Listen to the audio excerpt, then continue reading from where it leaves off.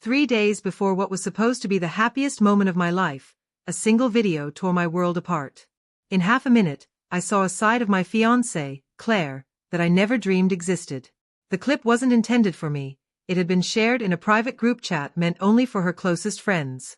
It wasn't clear at first. Just 30 seconds of blurry movements, faceless figures, raucous laughter, glasses clinking, and a voice cheering her on with 3 strangers. You're a legend. I played it once. Then again. And again. 5 times in total, each replay sinking a deeper blade into my chest. The engagement ring, once a symbol of everything we'd built together, suddenly felt like an anchor dragging me down. Claire and I had spent 6 years weaving our lives into one another's. I had been at her side through her mother's illness, she had stood by me when I lost jobs. We had spent countless nights whispering promises in the dark. But one reckless trip to Las Vegas shattered it all. I didn't scream. I didn't break down. I didn't confront her. Instead, I downloaded the video, stripped the audio, and saved every incriminating message from that group chat. Then, I smiled. Because this wasn't going to end with me calling off a wedding, it was going to end with her learning a lesson she would never forget. When Claire came home from Vegas, her skin glowed from the sun, her smile dazzling with adrenaline. She tossed her heels aside and said with a laugh, "It was wild, love. But I'm so ready to be your wife." I leaned down, kissed her forehead, and replied, "Sounds like you had the time of your life." My voice was calm, my smile convincing, but inside, my blood had turned to ice. She never noticed. She didn't sense the goodbye hidden in my touch. That night, while she drifted off to sleep and her phone buzzed with messages from her bridesmaids, I stayed awake. At 4:15 a.m., I was done waiting. Passport in my pocket, laptop packed, burner phone ready. I slipped the engagement ring onto the kitchen counter beside a short note. "Don't contact me. You'll understand soon enough." By sunrise, I was on a plane to Portland. Not escaping, planning. The rehearsal dinner was the first blow. Claire walked into the venue, flawless makeup, gown radiating elegance, expecting a celebration. Instead, the room was silent. No groom. No family.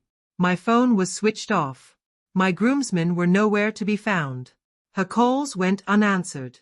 Her voicemails stacked one after another. By midday, confusion turned to chaos. Her mother whispered nervously, "Did something happen in Vegas?" Her father demanded explanations no one could give. Some of her bridesmaids already knew, but they stayed quiet, loyalty slipping away from her. The wedding day dawned. No ceremony. No groom. No closure. Claire stood in her dress, surrounded by whispers, her perfect day crumbling before her eyes. I had erased myself completely, social media gone, shared accounts closed, lease cancelled, vendor payments redirected. No confrontation. No trace. Just a hollow absence where I once stood. And that was only the beginning of her downfall. In the days that followed, the polished life Claire had carefully built began to fracture. She tried desperately to seize control of the story, insisting to friends and relatives that I had panicked, that I had abandoned her without reason, that I was unstable. But lies only thrive when the truth stays buried. By Wednesday, I sent the first email. The subject line was short, cutting straight through any pretense, "The real Claire." Attached was a minute-long video pieced together from her Vegas night, blurred faces, but unmistakable laughter, her own voice woven in with screenshots from her friends' chat. Enough to be undeniable. I chose the recipients deliberately. Her parents, her supervisor at the PR agency, her younger brother who had always been skeptical of me. Within hours, Claire's online presence began to evaporate. Instagram gone. LinkedIn deleted. Her professional pages vanished. By Friday, her employer launched an internal review.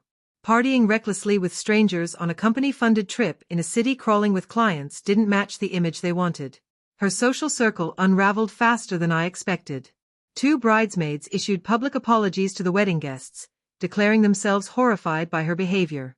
One of them, Jessica, reached out privately. "She told us you were fine with it. That you had some sort of arrangement. I'm so sorry. I ignored her."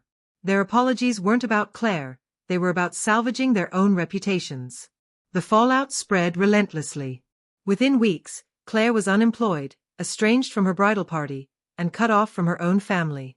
Her father even emailed me a short message, thanking me for exposing the truth. Then came the final blow. Mark, one of the men from that infamous night, shared a clip across his own network.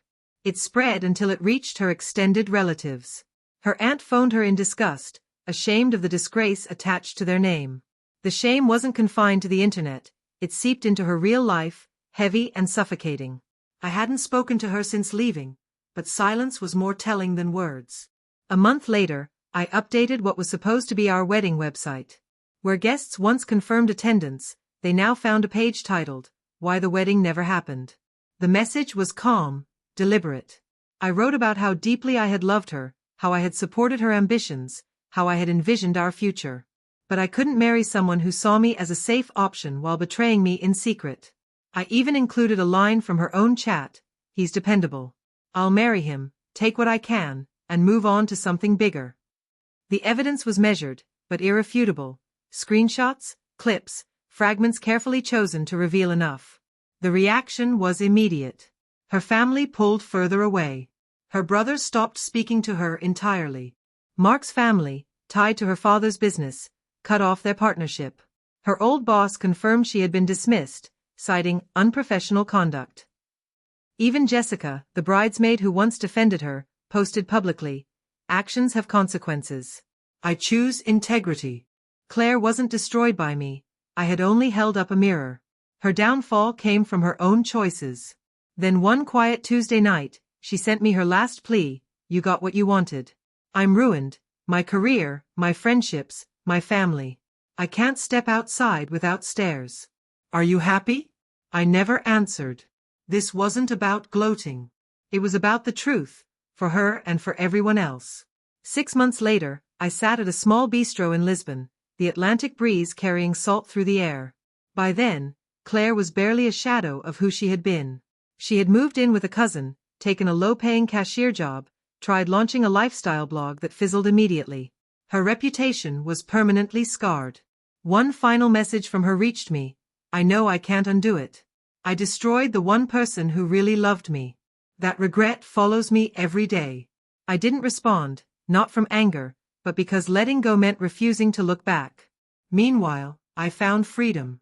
I reconnected with old friends, built a freelance marketing career, explored cities I'd only dreamed of, even started volunteering to teach coding to kids who'd never had the chance. Over a glass of wine in Madrid, a friend looked at me and said, "You're different now. Stronger. Freer." And she was right. The cost had been heavy, but the reward was greater. Peace, self-worth, a life free from dependence on someone else's approval. This isn't only a story of betrayal or revenge. It's about reclaiming your worth when someone treats you as disposable, when they mistake devotion for weakness. You don't need to beg or shout. You step aside, allow their actions to expose them, and keep moving forward. The truth doesn't need volume. It cuts clean, lingers, and never fades. And if you've ever been betrayed, remember this. Justice doesn't always roar, it endures.